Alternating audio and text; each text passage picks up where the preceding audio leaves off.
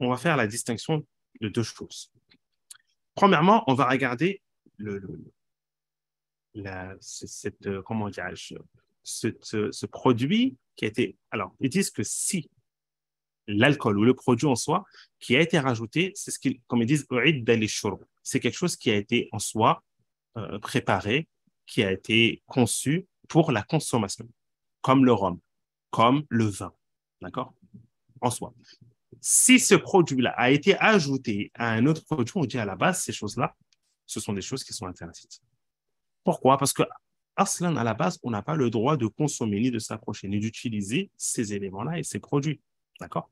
Donc, on a l'alcool, bon, je ne vais pas dire l'alcool, mais comme le vin, le, le, le, le vin blanc, c'est utilisé, le rhum, ces éléments qui, eux, à la base, sont présents à la consommation. C'est-à-dire que c'est des choses qu'on va trouver à la consommation où la personne va utiliser et va boire. Ces éléments-là, si on vient les ajouter dans la nourriture, on dit que ce n'est pas permis. D'accord? Même si certains disent que oui, par la suite, non. On dit que là, aslan, à la base, tu n'as pas le droit d'utiliser cet élément. Ensuite, on a l'alcool qui, en soi, est présent. On le trouve marqué alcool. Elle est présente comment? Des fois, c'est le mélange de plusieurs ingrédients. Deux fois, c'est une matière qui, à la base, n'a pas été conçue, préparée à la consommation, qui a été ajoutée, qui permet de, entre guillemets, diluer, de faire dissoudre d'autres composants, et ainsi de suite. Là, les savants, ils disent que cet élément-là, l'alcool qui est présent, si, d'une, il faut qu'elle soit en petite quantité. Si, deux, en grande quantité, cet élément-là rend ivre, on dit que ce n'est pas valide. Mais attention, parce que là, c'est un passage qui est important. النبي صلى الله عليه وسلم a dit ما أسكر كثيره فقليله حرام. Ce qui rend ivre en grande quantité, en petite quantité, est haram. Donc, si je prends une goutte de vin que je dépose sur mon doigt, ai-je le droit de la consommer? On dit haram. La goutte de vin, je prends du vin et je la dépose sur mon doigt, une goutte, et je la consomme, on dit que c'est haram. Le Nabi sallallahu alayhi wa sallam a dit ce qui rend ivre en grande quantité, hein, est interdit en petite quantité. Par contre, là, l'alcool, encore une fois, que je vous ai dit, qui a été ajouté, qui n'est pas présent, ce n'est pas un alcool qui a été préparé, conçu à la base pour la consommation, mais qui est présent dans des aliments qui a d'autres fonctions. Ça peut être conservateur, ça peut être, comme je vous dis, pour dissoudre d'autres matières qui ne se diluent que avec l'alcool. Eh bien là, on regarde, on dit la quantité. C'est la quantité qui va juger. Si elle est en petite quantité, c'est-à-dire qu'en grande quantité, et quand je dis grande quantité, ça veut dire quoi?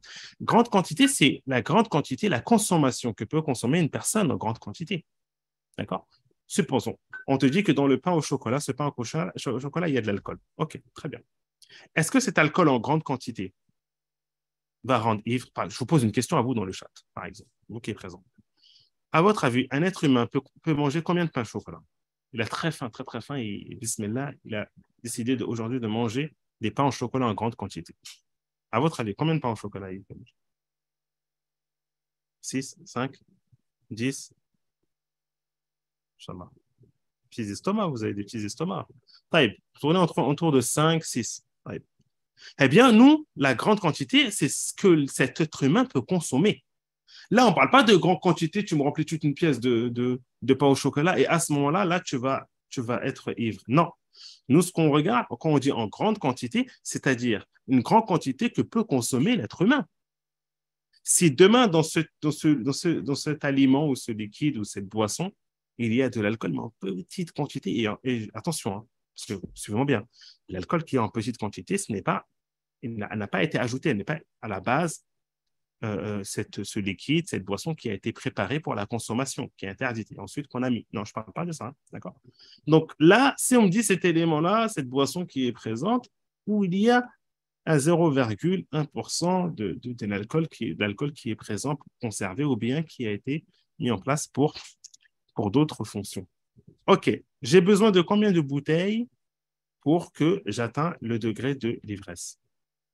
Si on me dit que cette bouteille-là, tu en as besoin de 300, 400 bouteilles, là, on dit, ce qui est présent ici sort du cadre de la question juridique qu'on aborde, du fait de dire qu'on regarde l'ivresse, si ça rend ivre, c'est interdit. Puisque là, ce n'est pas le cas. D'accord? Et ça, c'est ce qu'évoque un grand nombre de savants contemporains. Nombreux sont aussi les colloques et les comités qui évoquent ce point-là et qui font la différence entre ce point-là qui est ce style. Même si, même si, ce qu'on peut conseiller, et je vous ai dit qu'encore une fois, la prévention, bien l'ihtiyat, est quelque chose qu'on conseille, mais ce n'est pas quelque chose à la base par laquelle on répond. Mais si la personne trouve, bien sûr, un substitut, un autre aliment, alhamdoulilah, il s'éloigne de ça. D'accord? Donc ça, c'est un point qui est hyper important, ya Jamara, qui est vraiment hyper important concernant cela. D'accord? Tout en sachant que d'autres disent aussi que la plupart du temps aussi, cet alcool, l'alcool qui est présent, il y a ce qu'on appelle l'istihala, la fameuse transformation, pour qui chez les Hanafites et chez les Malikites, c'est un moyen de purification.